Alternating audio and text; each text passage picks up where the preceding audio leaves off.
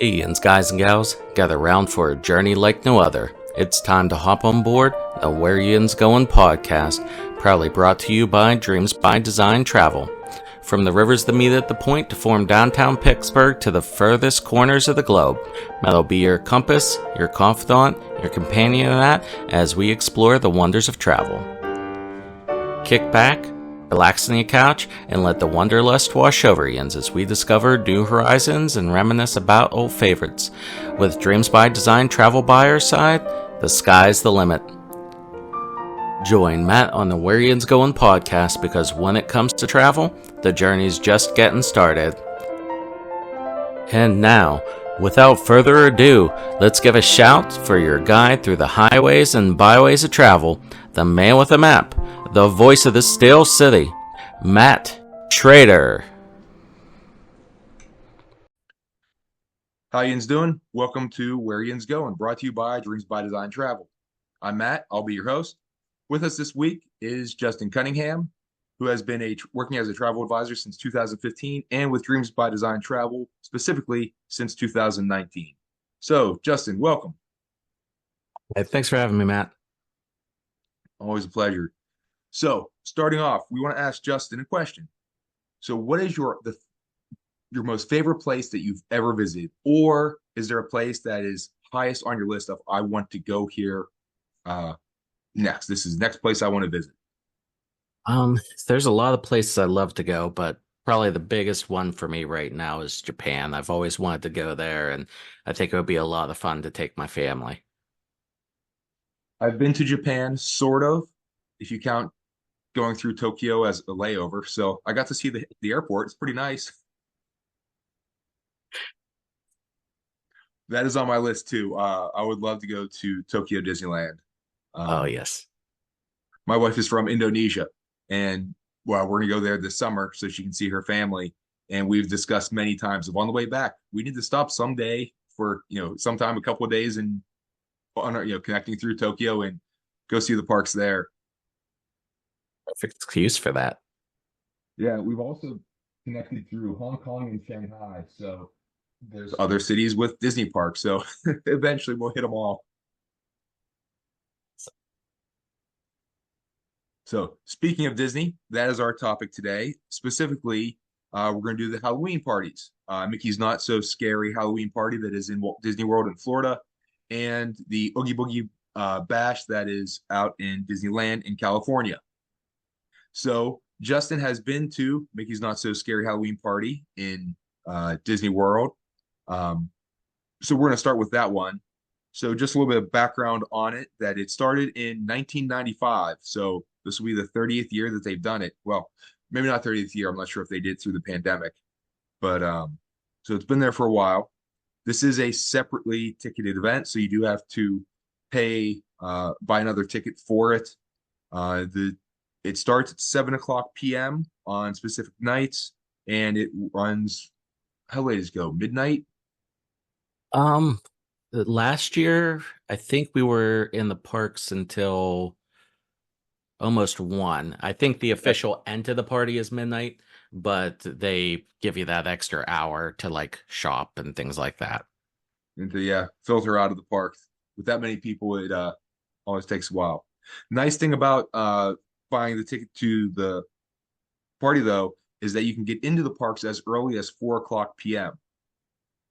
So smart idea for that day is use it on a day, get the ticket for the party on a day that you don't have your actual park ticket, and spend the day seeing the rest of Walt Disney World, whether you make it a resort day and go swimming, or go to downtown Disney Springs, do the miniature golfing or some other stuff, and then come to the parks late.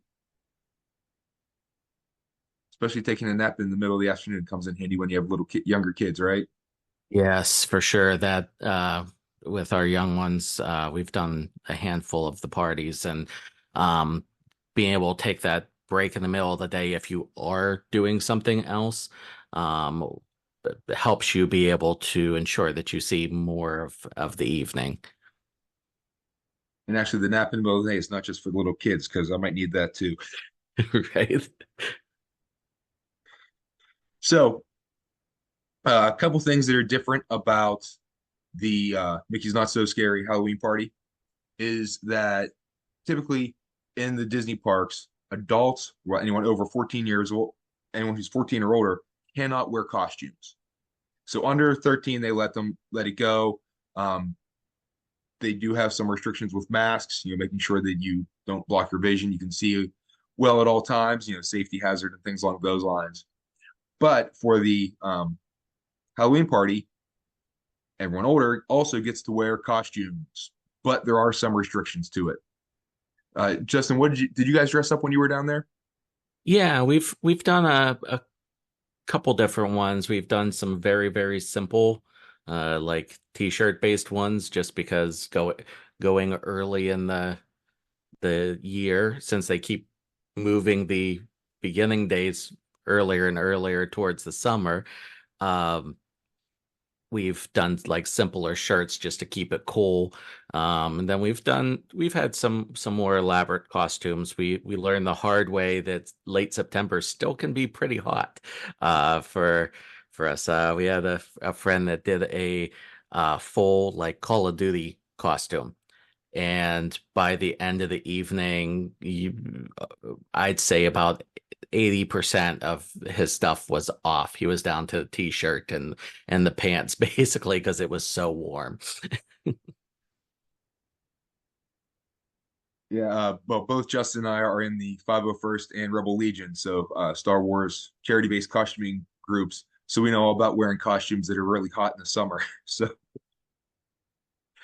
um, that actually brings up a very good point that when you choose your costume, make sure that one, you can see well to get around, which they're going to require anyway. Two, that it's not going to be too hot, and or well, if you're going later towards the end of October, that it's not too cold. And three, that you can actually move around and sit down to enjoy the attractions and get around there and stand wearing it for several hours. Comfortable shoes are also a must.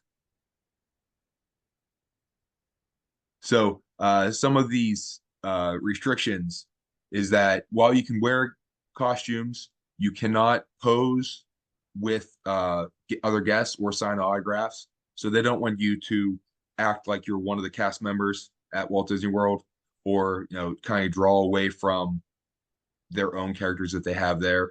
Also, it's going to be a family friendly thing, so nothing offensive, violent, objectionable, nothing sharp that can hurt somebody else. Making sure that you're appropriately covered, so that you're not too revealing. Make sure nothing's dragging on the ground, like if you have a full length dress, and capes cannot go below the waist. Although, if we learned anything from The Incredibles, no capes. And they're pretty particular on the length of the outfits and the capes and things like that, just because that can be such a risk. I've seen them stop people, and the cast members aren't like trying to be mean, and they'll do what they can to help you. If it's just, hey, you need something to help sort of clip or hold it up in a regular position that it will be safe for you the rest of the night, they're cool with helping you. They're not gonna dress code you and kick you out over a simple mistake, but it's best to do it so that it doesn't cause you or the cast member to lose time for the night. That's another important thing. Yeah, you don't want to spend time messing with your costume when you could be doing other fun stuff. Definitely. And other last important comment about the costumes is no masks for adults. So if you're 14 or older, you cannot have your face covered at all. So, and again, other safety stuff and like things like, toy swords and weapons, they don't want you to bring. If there's multiple layers of your costume, you're gonna have to go through security coming in. So be prepared for that as well. One of the really nice things about going to the Halloween party is that there are smaller crowds. So you have a lot more access to all of the attractions. So not every attraction will operate, but it's pretty much all of them. They have a list on Disney's website And I think the only things that I saw that were not listed was Tom Sawyer Island, which closes at dusk anyway, so you wouldn't be going there. The Liberty Bell, which is the steamboat that goes along the rivers of America, which also closes at dusk, so they wouldn't have that. And then the Hall of Presidents. But pretty much all the other ones are up and running, um, minus maybe some of the normal character greeting spots. Yeah, I think last time we were there, they had the Tiki Room was also closed. Oh yeah, it's Um, not on the list. but that they use that to which I'm sure we'll talk about the trick or treating here in a moment. But that was one of the locations for that the last time we were there. That's the perfect segue, Justin. Um, Trick or treating. So they have Mars products, and you want to tell about your adventures going around and collecting a backpack full of candy. Yeah, my family definitely enjoys the trick or treating part of the night, and if you have a interesting or unique costume, uh, I have found that the cast members are even more generous with the candy. They'll you have conversation with you, and you end up with an extra handful or two of candy at given locations sometimes. Um, but in the course of an evening, there were my wife and my two kids and I.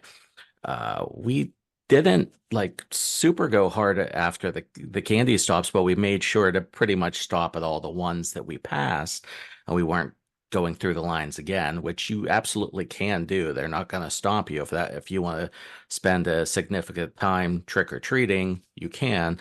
But even without doing that, the last time that we did it, we brought home somewhere between 15 and 20 pounds of candy. Um, and sort of a tip with that is the bags that they give you for trick or treat are pretty small. Um, they're like probably half the size, if not that, of like a very small shopping bag. Um, you can bring ones of your own. They won't stop you from using those. And for us, we just brought an extra empty backpack and just condensed all of our candy into that bag as we went, and the bags filled. Because, of course, little kids carrying the candy bags around, that can be heavy on their arms. So you definitely can walk away with a good bit of candy if you want during the course of the evening. And let's repeat that number again: 15 to 20 pounds of candy. That, Yeah, we were very that surprised in the end, but when we weighed it, I took it back to the room and it was like, okay, I gotta check and see what we actually got tonight, and put on the scale, and it was way up there. and not only can that candy get heavy on little kids' arms, if you're throwing that into a big backpack, carrying an extra 15 to 20 pounds around isn't always light. Very true. That's one of the nice things about having my little girl's 4 years old. So whenever you go and bring a stroller, whenever you have the stroller, you can pile a decent amount of stuff on there. So it's less things you have to carry, especially with the waters and other things like that. Or whenever she's feeling energetic and actually walks, I can put my backpack on that thing and save my back a little bit. Yes, I've started doing that more recently since the kids are bigger and walk more frequently. I've taken advantage of, of putting the backpack in the stroller. Whenever my little girl gets old enough to walk on her own, I might still bring the stroller just to push stuff around.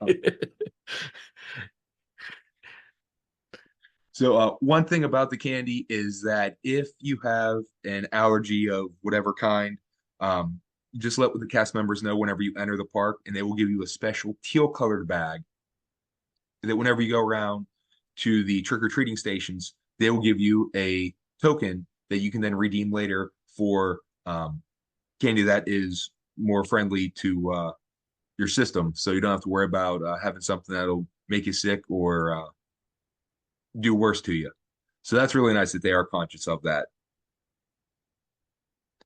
And Justin, I think your strategy there was pretty good of going around to get on as many attractions as you can, but whenever you pass by candy, you pass by the candy. Um, with the price of the tickets, which are sometimes more, most of the time, more than what a normal ticket for the day at the park is. Um, I don't know. I can do a bunch more trick or treating at home for they cost me a lot less. So I don't know if I want to spend that time just walking around collecting candy. Although I guess that is an experience to say that you went trick or treating all night at Disney World. So It's for a um, good memory either way. yeah, very true. Uh, speaking of making good memories, some of the things that people are most enthusiastic about are the stage shows and the character greetings that you, or I mean, character sightings that you get along the way at the party. So, specifically, the Hocus Pocus Villain Spectacular that takes place in front of the castle. And it features the Sanderson sisters from the movie Hocus Pocus, who over the years have become extremely, extremely popular um, among Disney fans, and especially when people see them at the parks. Um, I've heard stories of people just almost going nuts over seeing them, and a very very strong reaction. And Justin, when you're there, do you watch the shows and the parades? we do tend to do it. We are a little strategic over which ones we view when, because a lot of times the shows will um, go more than once during the evening. So for us, a lot of times we'll uh, not watch the first time that the show's done, because the crowds are, of course, going to be heavier at that point in time. And as everyone starts to get tired and kids start to get sleepy and things like that, we'll tend to watch the shows later in the evening for anything that's done a couple times during the night. And that's definitely a pro move. And whenever you go to one of these events or go to Disney World, Walt Disney World in general, or even Disneyland, do your homework on when the shows are and the parades are. And if they have two showings, this is a you get double the benefit of this of if you skip the first showing whenever everybody is in line to watch it or lined up there, the lines for the ride, the attractions are a lot shorter. So you can be off having fun and doing a bunch of other stuff while everyone's watching the show. And then later on, you get to watch a show with less crowd. And by that time, if you're tired, sitting down or, just hanging out to watch a show lets you rest and recover a little bit. Yeah, for sure. And the crowds are so heavy during those earlier time where you start to say sitting down, like the chance to sit down during those earlier shows is a lot less because it is so crowded. Whereas if you do get to the later parade or one of the other shows, there's a good chance that you may actually have availability to actually sit down. Yeah, there's the hub right there in the middle, the Magic Kingdom where it branches off to the different parks. And I've heard some other people talk about grabbing a spot of hub grass. It's probably a nice little grassy spot to sit down and relax. Yeah, they were referring to that more of just the middle of the day type thing to take a break and let the kid run around and burn off some energy. But it's also nice at night when you take a load off. Definitely. Another big thing that's at the for the Halloween party is Mickey's Boo to You Halloween Parade, which is led by none other than the Headless Horseman. So from The Legend of Sleepy Hollow, Ichabod Crane's nemesis. I have not seen him in person, but seeing the videos and pictures of him riding his horse down Main Street is that's pretty impressive. It is. That's definitely something to see. The It's really cool with the music and the lighting and everything else. One thing of note with that is like they say that the parade's led by him, but uh, don't be surprised if there isn't a little bit of a gap between where the headless horseman comes through and when you actually start to see the rest of the parade. Sometimes that there can be a little bit of a gap. So don't worry, it is coming. But the horse makes it a lot quicker than the rest of the parade. Yeah, and with the 501st, we've marched in many parades over the years, and it's the old joke of hurry up and wait. If you're there a Hmm. couple hours before, and then you get started, and it's like, okay, parade starts at 11, and you're so far back, and you sit there and don't get started till you don't start marching till like 12 o'clock. And then you go and you stop for a bit, and then you moves on a little slowly, and you stop for a bit. And yeah, parades. Although the Disney ones move at a little bit better pace than your typical Fourth of July county parade. So with the parade, though, you get the chance to see Disney characters in their Halloween costumes. So I've seen Mickey Mouse dressed up as a vampire before, or no, I think Donald was a vampire. Maybe Mickey too in different times. Some of them dressed up as a mummy. Also, including the Sanderson sisters are in the parade, along with other Disney villains, which is very appropriate on Halloween. You get to see the hitchhiking ghost from the Haunted Mansion. So, did you have a favorite, Justin, of who you saw? Mm. I think that probably one of our favorites was I actually didn't get to see him myself, but my daughter got to see Jack and Sally, which was a cool experience. Yeah, Jack Skellington from The Nightmare Before Christmas. They may have a big presence around Halloween, and I don't know, the movie was creepy, I thought. It was very well done with the stop motion animation. It was incredibly creative, but I don't know, something with the bugs later on at the end. It's creepy. Yeah, yeah, We and started you'll watching. see Oogie Boogie too at in this one show with the Sanderson sisters. So that's a nice extra for people that are fans of that movie. Yeah, we started watching that with my little girl, and we got maybe about 5, 10 minutes into it. She's like, "Dad, this is scary." So yeah, we'll come back to it later on when you're a little bit older. Right.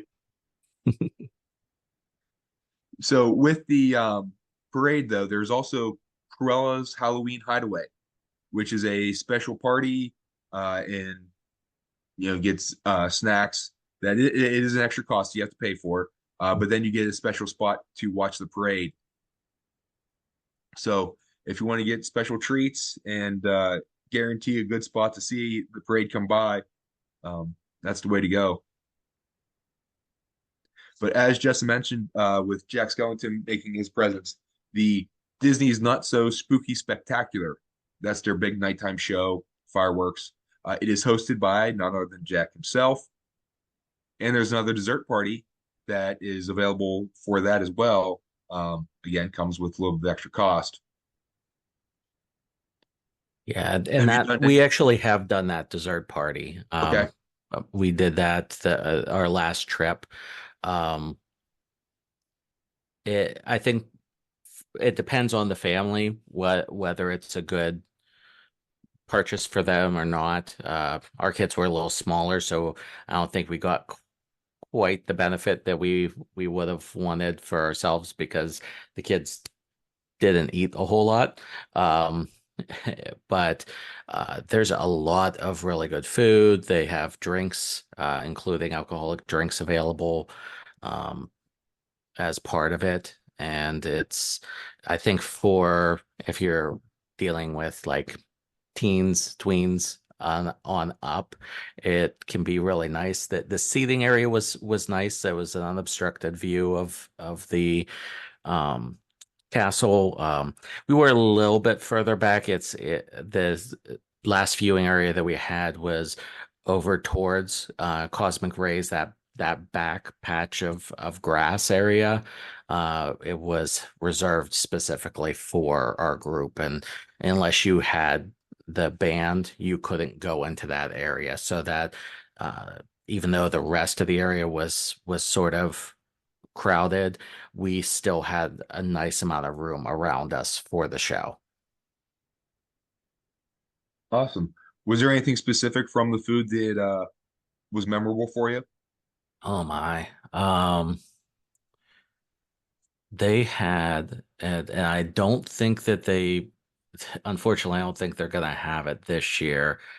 Um, they had it for the 50th celebration. I'm a huge butterscotch fan, and they actually had it over at Crystal Palace as one of their desserts.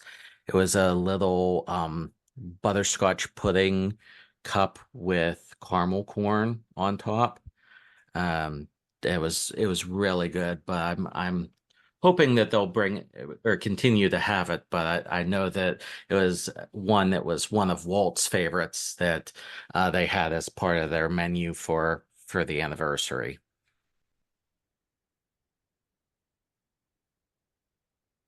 I agree with you with the butterscotch, so I'm right there, right there with you. That sounds great. Um, Other things that they have, specifically for younger kids, is the Disney Junior Jam and that's at Cosmic Ray Starlight Cafe. So in Tomorrowland, if you've never been in Cosmic Rays, it is pretty neat little eating area. Although on busier days, make sure that you while you're someone's waiting in line, you send someone else to scout out a table because they are hard to find if you want indoor seating. Um, but with the Disney Junior Jam, kids get to go and dance with their favorite Disney Junior characters, so gives them something to do and something more on their level, seeing characters that they'll recognize. So that's always nice. Did you guys get a chance to do that, Justin? That's one actually we haven't done. We've done the I think it was the predecessor to that where they had it over tour like actually in Tomorrowland on the stage over there.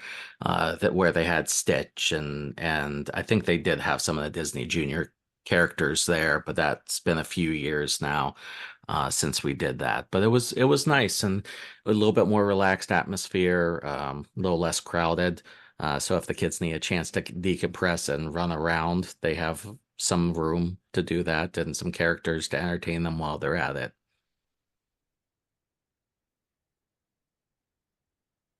And that's probably something too, that having little kids just around other little kids, seeing all their costumes.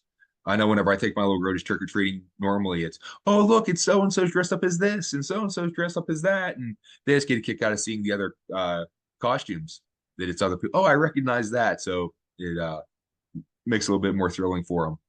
Yeah, definitely. The one thing that probably most excites me about the Halloween time, though, is the cadaver dance. So they don't have the dapper dans like they normally have the barbershop quartet, but they're the cadaver dans where they get up in makeup so they look um like zombies, corpses, whatever you want to call it. And they go around and sing and do their little act and oh, I could listen to those guys sing all day. They're fabulous. Absolutely are. And they pull out some unique and little rarer pieces for those nights that you don't get to hear regularly, and they do an amazing job with them. The one thing that I think is most underrated, underappreciated, whatever, with the Dapper Dans is it's not just their singing voice; it's the whole show that they put on. The little banter they have back and forth either between themselves or with the audience, and the little comedy that they throw in there from time to time. That's just great. Yeah, it's definitely very entertaining. We try to stop as much as we can to see them because regardless of which group of the Dapper Dans or Cadaver Dans, they always give a good performance. And with all these stage shows and the Dapper Dans and the other entertainment that they have at Walt Disney World, that's one thing that a lot of people lose sight of when they're in the parks is that often it's Let's run, run, run, run, run, run, run. Let's get on this attraction. Let's go get in line for this next thing. Come on, the line's not too long. Let's go, let's go, let's go, let's go. But those shows are so entertaining that whenever you're there, it's not all about getting on and going on, you know, riding the next thing. If you are entertained and you are having fun, that is the whole purpose of one of these visits, and going to the park. So if you can stop and see a show and it entertains you and you have fun watching it, then by all means stop, slow down. You know, you can get in line for something later on. You might not be able to see the show later on. Yeah, definitely. The rides will be there the next day you go, or and things like that. So, but having those more unique experiences with the special shows and the special characters and things like that are um, unfortunately ones that you only have the opportunity during these types of events sometimes to be able to see. So if anything like that's important for you, photos with characters or seeing that unique show, taking the time to make sure that you build that into your plans is important. Yeah, definitely. And as a note of that, make sure that whenever you arrive at the park, whether they have the little times on the show guides, a little, the paper-based things that they have at the front of the parks or at the front of the park, or sometimes at the some of the retail places that they'll have with the maps. Check on the My Disney Experience app, see when those shows are offered, just so you don't miss one that you might really want to see. Or if it's time that, okay, we're going to go get lunch right now and or grab a bite to eat, maybe get it to go and, somebody that is more mobile if you do a quick service place or grab a little snack and then head on over to sit and watch that while you are eating, because then you're really not spending any much extra time that you wouldn't be waiting, instead of taking time away from waiting in line, you're going to sit down and eat anyway. So use that time to multitask. So speaking of food, during Mickey's Not So Scary Halloween Party, they have special food. So especially themed food. I saw one picture of like a pudding with I guess little marshmallow things coming out. Looks like a hand. They have different cupcakes decorated in different ways. Different drinks that are tinted, look like a magic potion. Um, and also merchandise. So different themed items with shirts and different special Mickey ears, different outfits, different collectibles, whatever. That is a big, big thing among Disney fans. That you have like the people who live in Florida or the annual pass holders who will sometimes buy their tickets to these events strictly to just go and buy merchandise. Definitely. And also along those lines, mentioning annual pass holders and merchandise. Um, with these events, a lot of times there are at least a few exclusives for annual pass holders that will either have a something extra on the sleeve showing they're a pass holder, or some of the magic bands will be exclusive to pass holders, and there will be an indicator in some way on the magic band that it's a pass holder band only. So there are some really neat things that if you are a pass holder, that gives you a little additional incentive to go to the extra hard ticket events. Yeah, I'm not an annual pass holder, but I'm a Disney Vacation Club member, and I see a lot of the merchandise that they offer for that too, and people wearing that around. It's kind of like a um, show, a little badge of honor of yes, I'm that much of a dedicated Disney fan. Definitely. So one of our other uh, travel advisors with Dreams by Design, Stephanie, she lives out in Arizona, and she went to Disneyland yesterday for Pixar Fest, and she sent a picture of the line just to buy merchandise, and oh, it was insane how long that was. I'm not sure, Justin, if you saw the picture she posted. I did.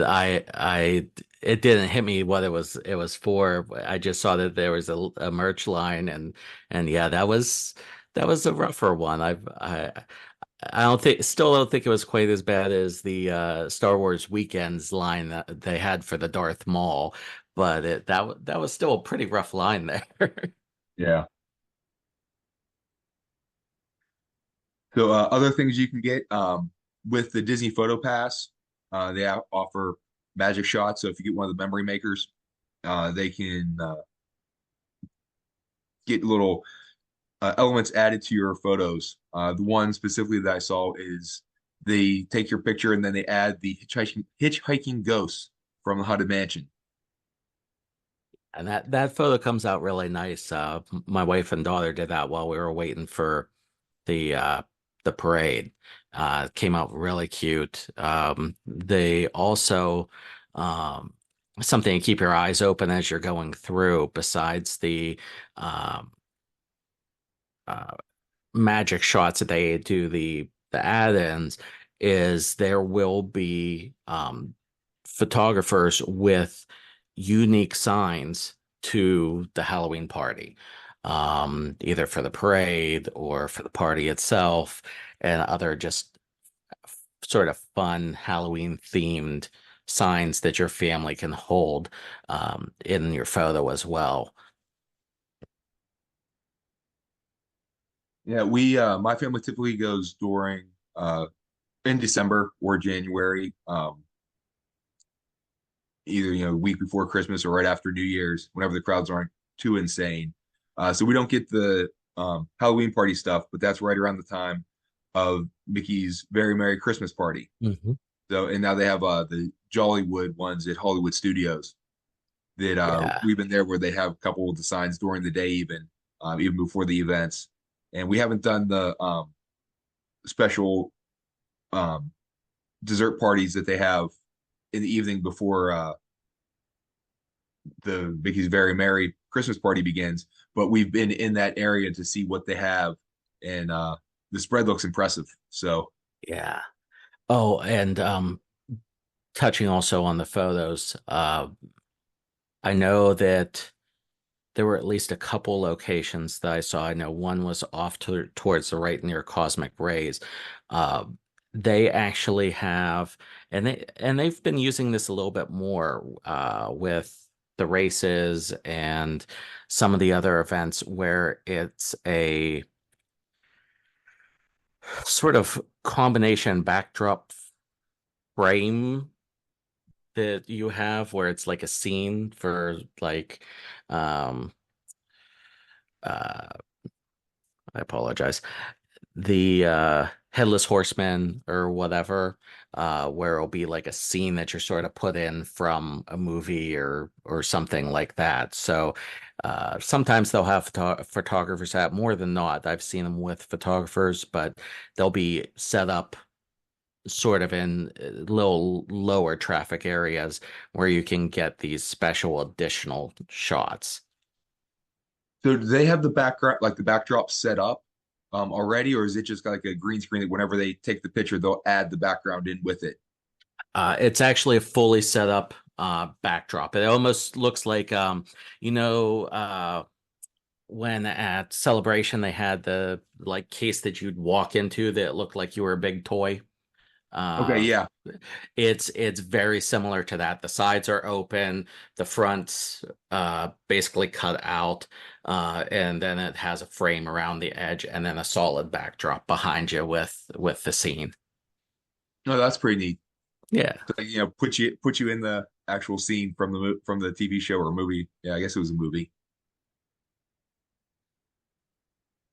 That's pretty incredible. We're going to transition to Disneyland out in California, though. But before that, Justin, was there anything else you wanted to add about Walt Disney World?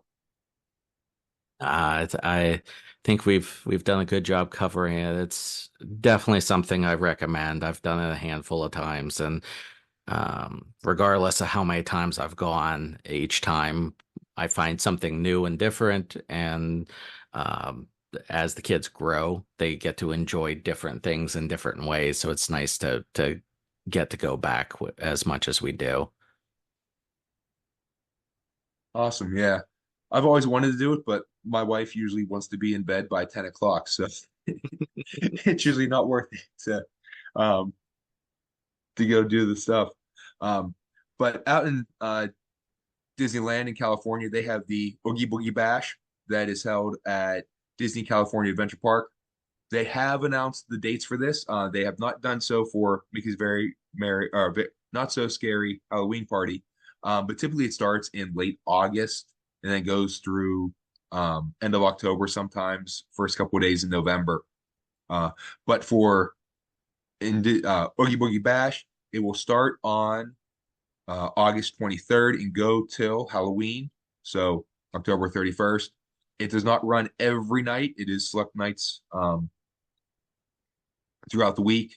So if you plan on heading out, make sure that you check the schedule to see when it which nights it will be offered. So while in Walt Disney World, it's been Mickey's Not So Scary Halloween Party, which, by the way, they started this in response to the Halloween Horror Nights that Universal offers, and Knott's Berry Farm out in California has their Terror Nights, and Six Flags has Fright Fest and things along those lines. And so Disney went the complete other direction in that of let's not try to scare the pants off you. Let's have one that's a lot more family friendly, which I'm totally for.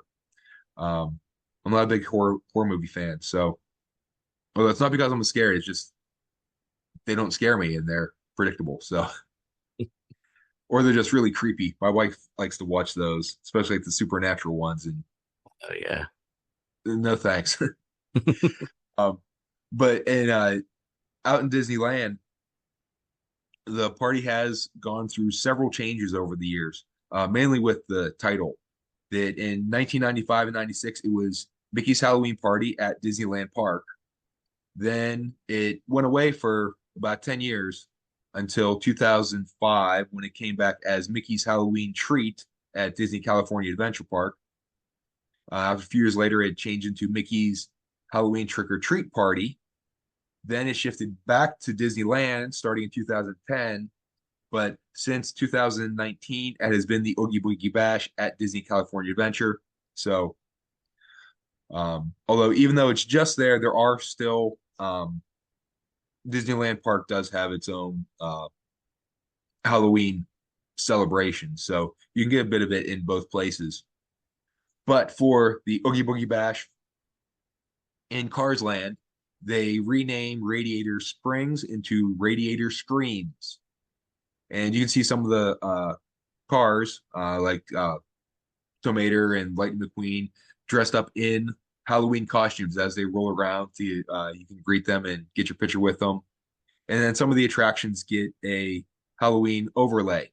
So it becomes Luigi's Honkin' Halloween. And instead of Mater's Junkyard Jamboree, it's now Mater's Graveyard Jamboree. So JAM capital BOO to emphasize that Boo, REE. Adventures Campus, Guardians of the Galaxy, Mission Breakout becomes Guardians of the Galaxy, Monsters After Dark. So they have a special show that goes on inside there too. Over in Disneyland, they have the Haunted Mansion becomes Haunted Mansion Holiday, and they run this all the way through the Christmas season as well. It becomes the Nightmare Before Christmas stuff gets embedded into it, so more of Jack Skellington, both on the inside with modifications to some of the parts of the attraction as you go through, and also on the outside that they have a lot more decorations that are geared towards the Nightmare Before Christmas. They also have Halloween Screams, which is their nighttime spectacular, and they bill it as a spell-libration. So not their celebration, but casting a spell. They have their spell-libration. And at the end of Main Street USA, where the plaza is, at the beginning of the park, around where the town hall is and where the train station is they have hundreds of hand-carved pumpkins. So I've been out to Disneyland during Christmas, and where they still have the Nightmare Before Christmas stuff. Justin, have you ever seen the different overlays for any of the attractions? Unfortunately not. That's definitely something I want to get out there for. Because I think that Nightmare Before Christmas one, I've heard multiple people say it's really neat to see. And of course, there's other nights throughout the year that they do some overlays with the different attractions that I would love to get a chance to see. Yeah, one of the other ones that I've been on a couple times is the Jungle Cruise becomes the Jingle Cruise during Oh the yeah. Christmas season. So it's pretty much the same thing with corny dad jokes, but sometimes they have a little bit more of a Christmas vibe, and they rename the ships to be more of a Christmas type thing. Um, the one that is I think is the best though is out in Disneyland. For Space Mountain at different times of the Mm. year. Actually, coming up soon, they'll change it to Hyperspace Mountain, where it becomes a Star Wars themed one, and it is fabulous.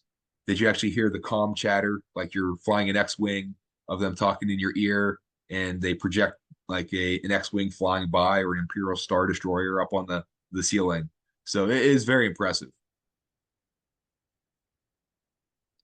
So other things that they have out in Disneyland Resort, both in Disneyland Park and Disney California Adventure, is a celebration of Dia de los Muertos, so the Day of the Dead, um, typical Mexican Hispanic celebration. Uh, Naturally, they bring in a lot of the characters from Coco during that. There's a special area on Pixar Pier in Disney California Adventure that is set aside for celebrations along those lines. Um, and then they have also some stuff in Disneyland. So it's they have special food and little celebrations, little shows, kind of like they do throughout the other parks. But this one's specifically geared towards the Day of the Dead. In Walt Disney World and Epcot, in the Mexico Pavilion, in the World Showcase, they have a permanent display for Dia de los Muertos. So seeing all those painted skulls there, um, the art on that is just amazing. I definitely don't have that talent. For sure.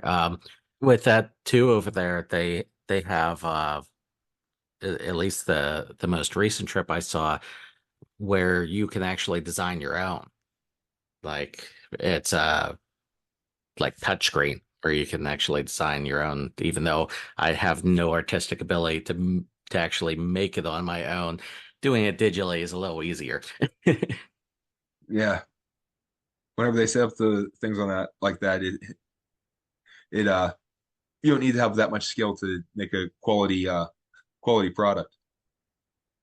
Although I will say, I don't know if you ever done it. I've done it specifically in Disney California Adventure out in California. Is the animation um, I can't remember the official name for it, but you get to learn how to draw one of the characters. They have it in Walt Disney World and Animal Kingdom. It's at Rafiki's Planet Watch now. Oh That they actually yeah. walk you through step by step of how to draw the characters. And I did a couple when I've been in Disneyland a couple times, and I actually got to draw a pretty decent rendering of like Donald Duck, and I did Pluto once. I think I might have done Goofy as well. So like, oh my gosh, I didn't know I had that much artistic ability. That's something I definitely need to get my daughter to do sometime soon. She's very artistic, and I think that would be something she would enjoy a lot. Yeah, my one nephew, he's well, now he's a freshman in college. But whenever he was younger, he really got into drawing. So one time on a trip, I bought him a book of how to draw the character. So I'm gonna have to go see if my sister still has that and steal that from him. So, is there anything else you wanted to add, Justin, before we move into the next segment? Well, I think that we've covered that all pretty good. I don't have anything else in mind. Our last big thing we want to hit on is travel tips. So, my first travel tip: use a travel advisor. So, kind of, you know, selfish purpose there, but um, we go through a lot of training. We've been there, we've done that. As you have heard, we've been to the parks many, many times. We know a lot of the ins and the outs. So use our expertise rather than having you spend all the time doing the research.